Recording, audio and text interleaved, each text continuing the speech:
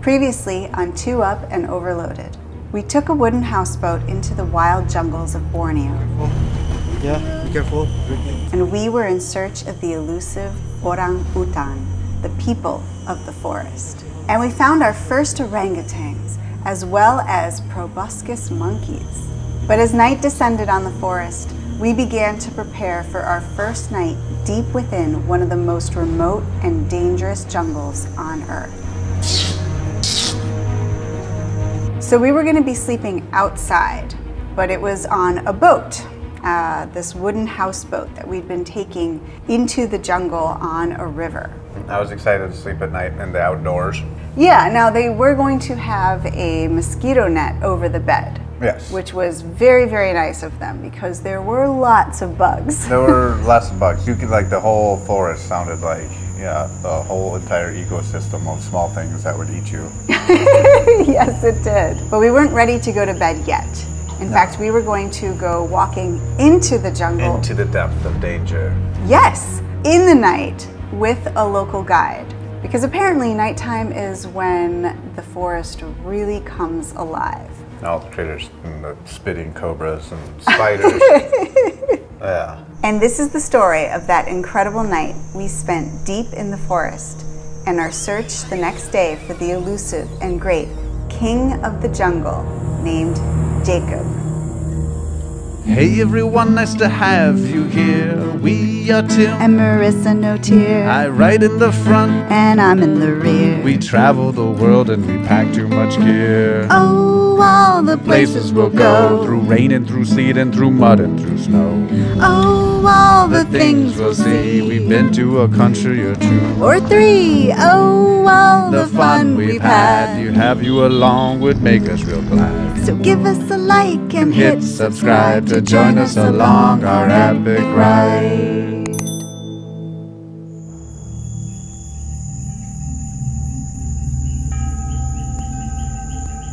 It's kind of like the ocean, right? Like one of the major things I don't like about the ocean and like dark jungle is there's a lot of things in there and I can't see them and I don't know what they are and they're scared of me. But and it's always better just to assume everything's going to kill you and avoid them than getting curious and then it kills you. And amazingly, not only were there spiders and frogs and birds roosting in the trees, that was really, really cool.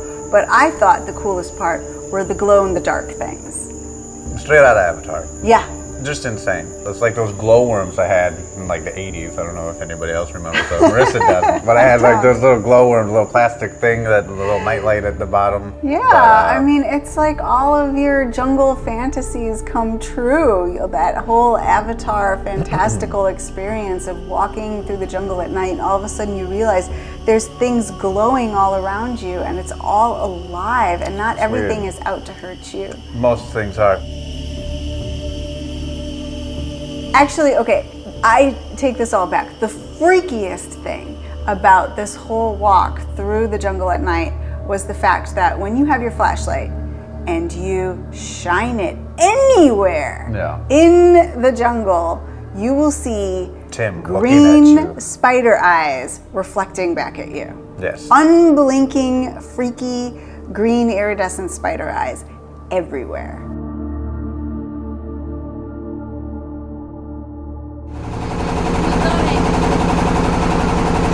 But we got back to the boat and we had a wonderful dinner to the sounds of the jungle by candlelight. Yanni, the cook, I got to watch her cook the meal and she's just phenomenal down there on the first floor of the boat.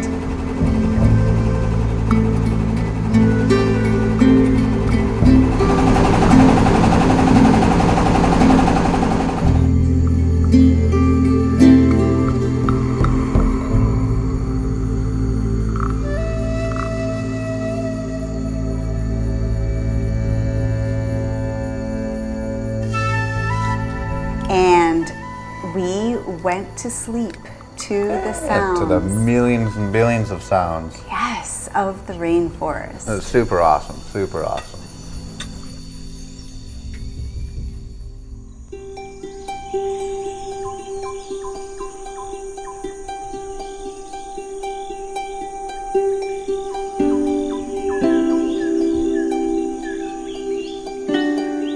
next morning was one of the most incredible mornings of my life.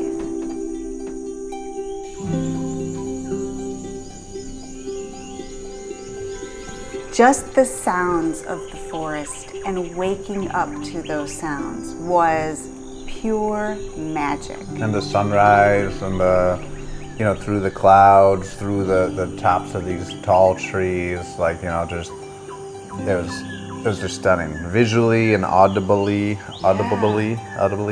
Yeah. was just absolutely fantastic.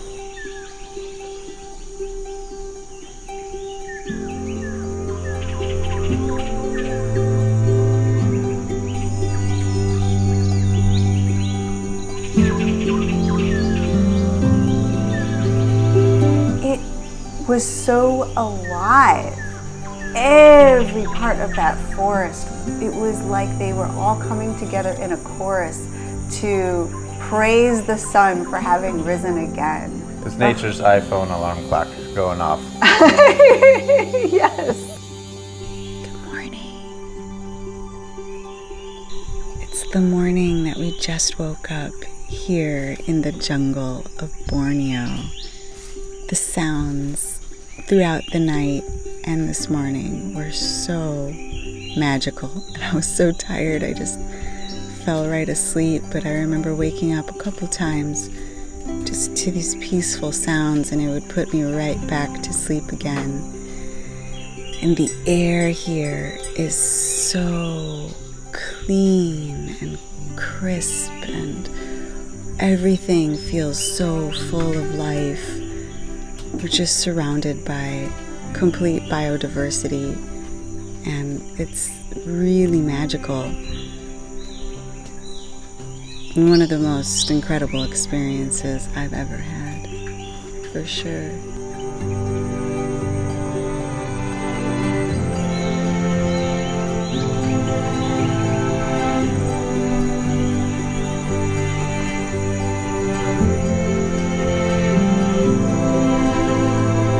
Saw three monkeys, like swim across the river real slowly.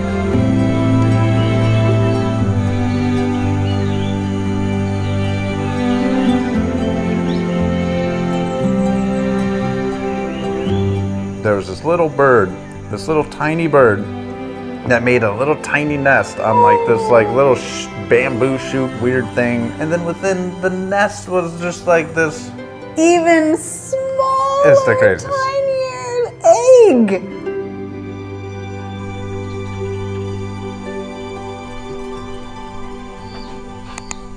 For a situation where we wake up in such an amazing environment, we really want to thank Temple of Moto for helping fund some of the amazing things that we've been able to experience.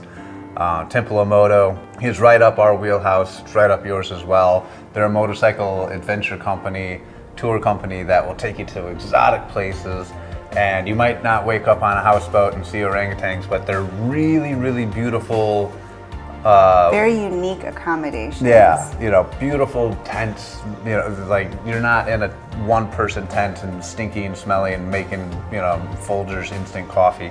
You stay in amazing locations and stay in amazing accommodations. Luxurious glamping opportunities. Yeah. Temple of Moto is kind of like the marriage between those perfect roads and beautiful nature and incredible accommodations. Yeah. So thank you, Temple of Moto, and check them out at templeofmoto.com. Soon enough, we got the engine started and headed off for the day. We were going to go to another orangutan feeding research station called Pondok Tanggui. So Rizal, our tour guide, was showing us all of these awesome pictures that he had taken on his camera. I mean, he's going on these tours all the time, and he said that there is one orangutan that is well known to be the king of the jungle. He is the biggest, baddest male of the entire region, and his name is Jacob. And Rizal had warned us that Jacob is very elusive. He'd only seen him a few times, so it would be very, very unlikely that we would see him. But as we pulled up to Pondok Tanggui, it was not even 1 minute of getting off of the boat, and we saw an orangutan mother and her baby.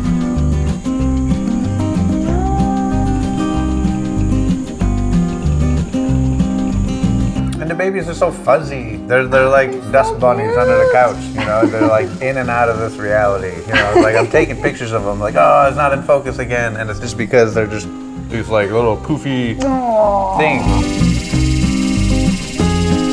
Gosh, we just saw a mother and an 8-month-old baby. I can't believe it. It's so amazing. They were so close. They're just still right over there. A dream come true.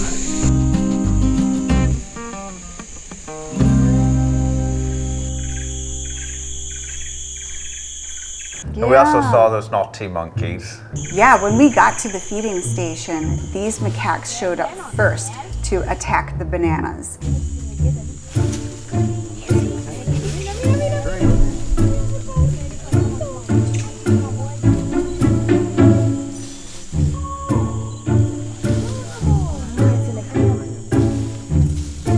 But soon enough, the orangutans showed up and really took over.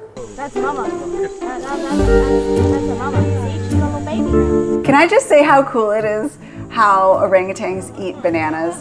I had always Preach it. I had always been told that monkeys eat bananas upside down. I mean, you know, humans, we eat bananas our own way. Monkeys eat bananas the way that they're actually grown, Which is weird all by itself. Bananas are just weird. Yes, very true. And I figured that orangutans would be the same. But it turns out that they eat bananas sideways. Like corn on the cob. Yeah, like corn on the cob. How cool is that? Fun fact.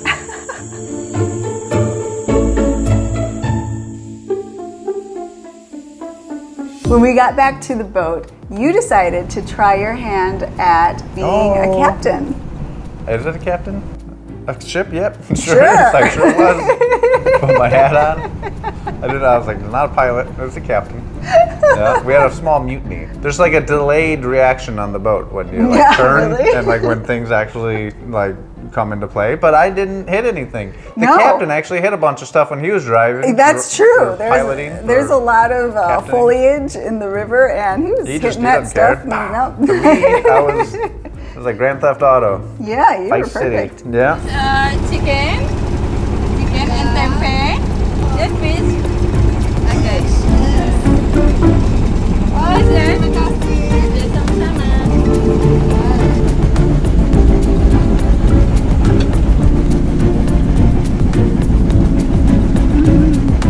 And also, this area that we pulled into, it's another tributary of the river, and this part is completely black.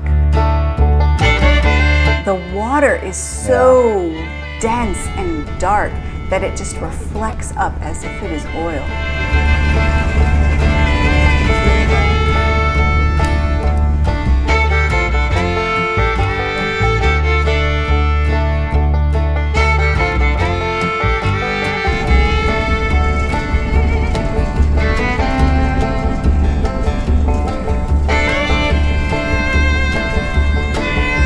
And this little tributary, we were going to be taking the boat all the way to the farthest point that boats can go, to the very source of the river itself. And that is Camp Leakey, the first ever orangutan research station created in the whole world. As we pulled into Camp Leakey, there were boats all over the place. This is a popular place for tourists to go to because it is the largest research station in the region. And the boats kind of create this traffic jam over at the dock. Yeah. You have to like climb from one boat to the next in order to all get to friendly, the you know. the dock. Yeah. All the tour guides know each other, and so they're banging and bumper carring. You know, they have like tires hanging on the side so that they kind of mish and mash, and you throw a rope to your neighbor boat and they'll pull you in. Bam. We've arrived to Camp Leakey, which is the first orangutan research center in the world. Camp Leakey is a research station that was built in 1971 when Dr. Galdikas and her former husband, Rod Brindamore, journeyed into one of the last truly wild and unexplored places on Earth. They established Camp Leakey, named after Dr. Galdicas's mentor. At the time, the nearest place with supplies was 12 hours away by paddling in a canoe. They lived in a bark-walled hut and suffered from malaria, dengue, tropical ulcers on their legs, and leech bites. They even ran out of money and were fed by the generosity of the local people. But they did some groundbreaking research on orangutans. One of their greatest achievements was bringing back captive orangutans and releasing them back into the wild. At this station, they released about 200 wild-born ex-captive orangutans back into Tanjung Puting National Park. Today, the site is still an active research station and is the site of the longest continuous study of orangutans in the world.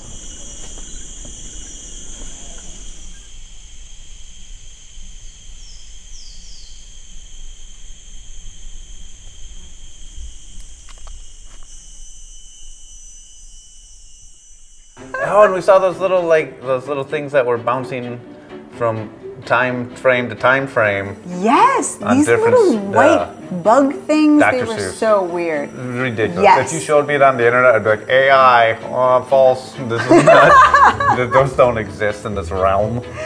I mean, they looked like some creation of Frank Oz, like they Burton. were out of Eureka's castle or some weird puppet. Yeah. Why did they move in such a weird way? I don't know. I don't think that they solely exist in this time frame. Interdimensional, Aliens. intergalactic, planetary, intergalactic.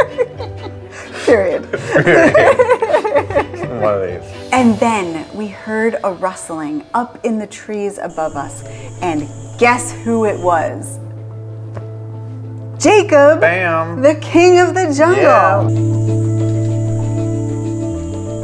And there he is, and he's like in a street, just like hanging out, and then he gives one of these like raw, and his teeth and his mouth. And it's not just his mouth and fangs that were so big, but he's got these weird, large male protrusions that come out on the side of his head. Only the males have those. Yeah, it's like two protrusions going down the side of his head. And we saw another monkey that we hadn't seen yet. the The gibbons. gibbons. They have long arms. They're like, again, something Tim Burton would draw up. He's like, Yeah. oh yeah, that looks cool, but make his arms like 5 feet long. It's like, but it's only like 3 feet long. I just make him 5 feet long.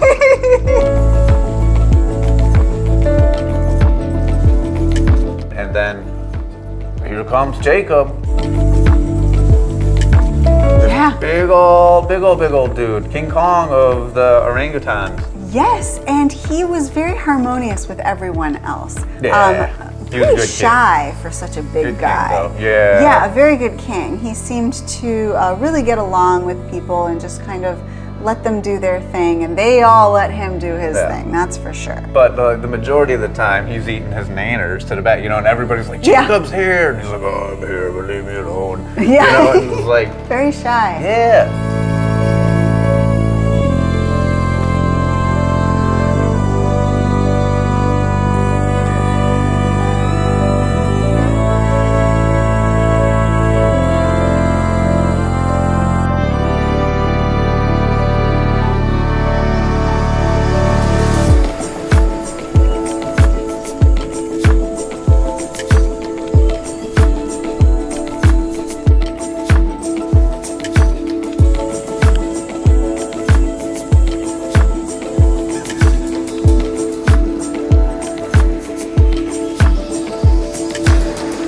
Then at the very end of the feeding session, Jacob was like, I am going to take a walk along the human trail through the forest right past all of the people. Yeah, it was scarily awesome. Yes. Like, it's, this is a big thing that could hurt you. Mm-hmm. Things get spooked, right? It's wild. And so For we're all sure. being nice, but, like, who knows if a loud crash and a flash of a camera will make him think that he's in danger. Absolutely. But, yeah, he just King Konged his way through.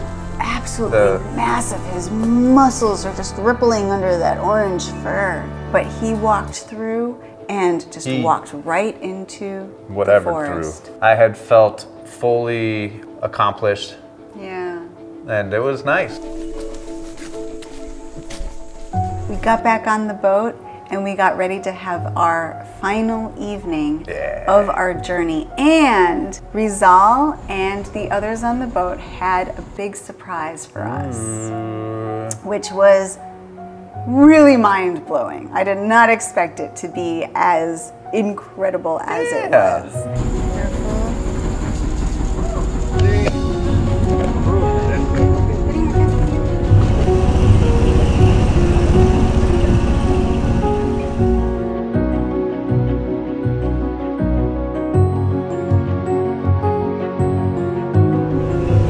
Sun is setting on one of the most beautiful days that I've ever had, and I'm so glad I got to share it with you, Tim. And I'm so glad that we get to share it with you guys out there. It was a pretty cool day. Absolutely amazing. But that will all be in the next episode. So thank you so much for watching this one. I hope you liked it. If you did, please give us a big thumbs up and hit the subscribe button below. Double ding. And we'll be seeing you next time. Stay safe, everybody. Bye. And if you want to catch up with all of our past adventures all the way up to where we are, we have collectively written 3 books. We've written Maiden Voyage, how we have fallen in love with each other and the motorcycle travel. We've written Two Up and Overloaded, which is us going from Chicago to Panama. And that was a fun ride of us getting into the motorcycle adventure things. Yes. Working out through some demons. And Yes. learning what it's like to be fully loaded as much as we are. And then the 3rd book is Blood, Sweat, and No Tears. And that's us going from Colombia to Ushuaia. And the adventures just keep ratcheting up. Ratcheting up, folks. They're available worldwide on Kindle, paperback. We'd love you to check them out and let us know what you think. Thank you guys. Peace. Bye. I call you Captain Blackstash. I'll take it. I just shaved. So, Captain 5 o'clock Shadow. Monkeys are amazing. And They great are. apes. And I'm very fond of a particular great ape. It's you. Oh, Yeah, thank you. You have small protrusions. Protrusions. Going out the side of your head.